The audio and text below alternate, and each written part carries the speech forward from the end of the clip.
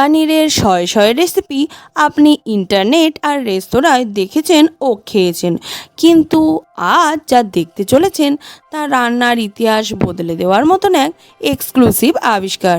শাহি পনির সুগন্ধি ঘাস। এই সিক্রেট উপাদানটা কি, যার সুগন্ধ এই মুহূর্তে আমার বাড়ি তোলপাড় করছে? সেটা জানতে হলে ভিডিওটি 1 সেকেন্ডও মিস করা চলবে না। চলুন শুরু করা যাক আজকের সেই রয়্যাল জার্নি। আজকের সেই এক্সক্লুসিভ আইটেম বানানোর জন্য প্রথমে আমি নিয়ে নিয়েছি 350 গ্রাম ক্রিমি পনির। আপনারা নর্মাল পনিরও নিতে পারেন। পনিরগুলোকে কিন্তু আমি এবার বড় করে পিস করে কেটে নিয়েছি, একটু বড় পিসই রাখবেন। এবার আমি নিয়ে নেব উষ্ণ গরম জল, দিয়ে দেবো 1 চামচ নুন ও 1 চামচ চিনি। জলের সাথে নুন ও চিনিটাকে ভালোভাবে আমরা মিশিয়ে নেব। এবার এই নুন চিনি মেশানো উষ্ণ জলে আমি কেটে রাখা পনিরগুলো আস্তে আস্তে দিয়ে দেব, এবং এই পদ্ধতিটার মাধ্যমে পনিরের রঙটা আরও সাদা এবং সফটনেসটাও আরও বাড়বে। তাই জন্য আমরা 2 থেকে 3 মিনিট এই অবস্থাটায় রেখে দেব। 2 মিনিট পরে আমি ভেজানো পনিরগুলোকে এবার তুলে নেব। দেখুন পনিরটা কতটা সফট হয়ে গিয়েছে। এবার আস্তে আস্তে সব পনিরগুলোকে আমি জল থেকে তুলে নেব। এবার আমি একটা থালা নিয়ে নিয়েছি, সেই থালার মধ্যে দিয়ে দেব 2 চামচ জল ঝরানো টক দই।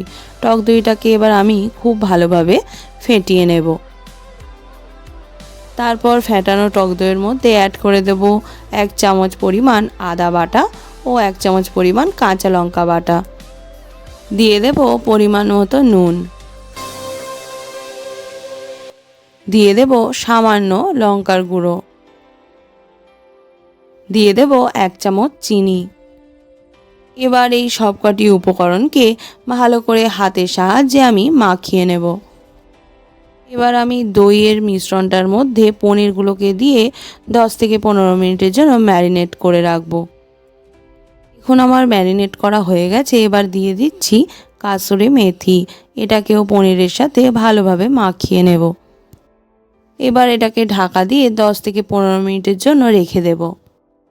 এবার একটা পেস্ট বানিয়ে নেব, যার জন্য প্রথমে নিয়ে নিলাম জলে ভেজানো কাজু বাদাম, নিয়ে নেব ফ্রেশ ধনেপাতা। এখানে ডাঁটি সমেত ধনেপাতাই কিন্তু আমি ব্যবহার করেছি। দিয়ে দেব আদা কুচি ও কাঁচা লঙ্কা, দিয়ে দেব নারকেল কোড়ানো।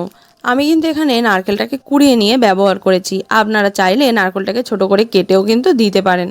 আমি এখানে প্রায় 4 চা চামচ পরিমাণ নারকেল কোড়া দিয়েছি। 10 থেকে 15 মিনিট পর সেই ম্যারিনেট করে রাখা পনিরগুলোকে আমরা এবার ফ্রাই করে নেব।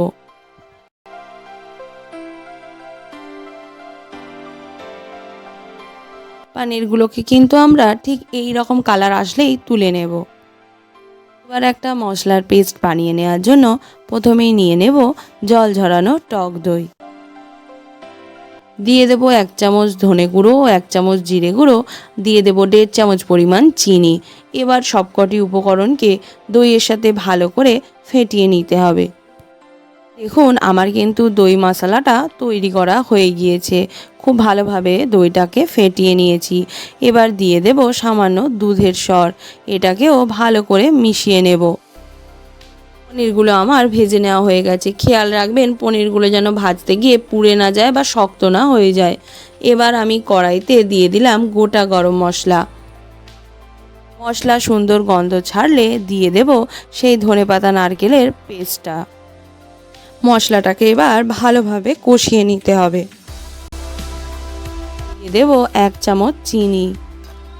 মশলাটা কিন্তু আমাদের কষানো হয়ে গেছে। মশলা যখন তেল ছাড়তে শুরু করেছে সেই সময় বানিয়ে রাখা দইয়ের পেস্টটাকে আমরা অ্যাড করে দিলাম। এবার দুটো মশলাকে আমরা খুব ভালোভাবে কষিয়ে নেব। দিয়ে দেব সামান্য লঙ্কার গুঁড়ো, দিয়ে দিলাম পরিমাণ মতো নুন। মশলা কিন্তু আমাদের ভালো করে কষানো হয়ে গেছে। এখন আমরা অ্যাড করে দিলাম মশলার পাত্র ধোয়া জলটা।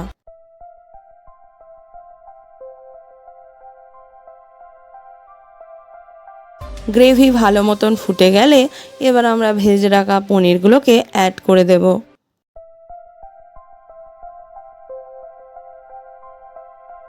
এই অবস্থায় মিডিয়াম আঁচে পনিরগুলোকে ভালো করে গ্রেভির মধ্যে ফুটিয়ে নিতে হবে।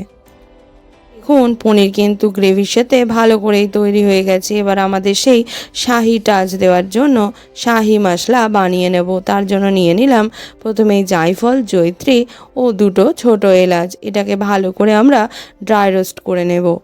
ড্রাই রোস্ট করা মশলাগুলোকে আমরা পাউডার বানিয়ে নেব। অ্যাড করে দিলাম ড্রাই রোস্ট করা গুঁড়ো মশলা। এবার আমরা একটা সবুজ সতেজ গন্ধরাজ লেবুর বাইরের যে সবুজ অংশটা, এটাকে আমরা একটা গ্রেটারের মাধ্যমে গ্রেট করে নেব এবং তার যে সবুজ অংশটা সেটাকে আমরা গ্রেভির মধ্যে অ্যাড করে দেব। সাদা অংশটাকে কিন্তু দিয়ে দেবেন না। যদি সাদা অংশটাকে দিয়ে দেন তাহলে আপনার এত খাটুনি বৃথা হয়ে যাবে, তরকারিটা পুরোটাই তেঁতো হয়ে যাবে। তাই জন্য এই সবুজ অংশটা দিয়ে আর কিছুক্ষণের জন্য 2 থেকে 3 মিনিটের জন্য আমরা কড়াইটা চাপা দিয়ে দেব, যাতে এই সুগন্ধির সুন্দর গন্ধটা তরকারি অ্যাবজর্ব করে নিতে পারে। দেখুন বন্ধুরা, তৈরি হয়ে গেছে আজকে সেই রয়্যাল ডিশ শাহি পনির সুগন্ধি খাস বা শাহি গন্ধরাজ পনির। একবার ভাবুন তো, নিরামিষ দিনের লাঞ্চে বা ডিনারে যদি আপনার নিরামিষ থালিতে থাকে এমন সুন্দর একটা সুগন্ধি ডিশ, উফ, খাওয়াটা জাস্ট জমে যাবে কি, তাই না? রেসিপিটা যদি ভালো লেগে থাকে তাহলে অবশ্যই ভিডিওটিতে একটি লাইক, শেয়ার এবং কমেন্ট করে দেবেন।